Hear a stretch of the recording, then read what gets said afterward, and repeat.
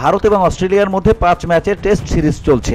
এই সিরিজের দ্বিতীয় ম্যাচ এডিলেডে পিঙ্ক বল টেস্টে মুখোমুখি তারা। এই দিন রাতের টেস্ট ম্যাচে টিম ইন্ডিয়ার অধিনায়ক রোহিত শর্মা টস জিতে প্রথমে ব্যাট করার সিদ্ধান্ত নেন। যদিও এই ম্যাচে টিম ইন্ডিয়ার ব্যাটাররা একেবারেই নজর কাটতে ব্যর্থ হয়েছেন। গোটা দল মাত্র 180 রানে অল আউট হয়ে যায়। অন্যদিকে প্রথম দিনের খেলা শেষ হওয়া পর্যন্ত অস্ট্রেলিয়া 1 উইকেট হারিয়ে 86 রান করে ফেলেছে। ইতিমধ্যে সংবাদ শিরোনামে উঠে এসেছেন টিম ইন্ডিয়ার পেসার মোহাম্মদ সিরাজ। আসলে এই ম্যাচ চলাকালীন প্রযুক্তিগত ত্রুটি দেখতে পাওয়া গেল, আর সে কারণেই সিরাজের একটি ডেলিভারির গতিবেগ ঘন্টায় 181.6 কিলোমিটার দেখাচ্ছিল।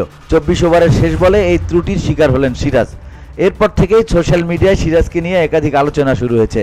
ভারতীয় ক্রিকেট সমর্থকরা আরও একবার জনপ্রিয় ডিএসপি সিরাজ মিম সোশ্যাল মিডিয়ায় ভাইরাল করতে শুরু করেন। আসলে এটা প্রযুক্তিগত ভুল। সম্প্রচারকেরা এই ভুল দ্রুত সংশোধনও করেন।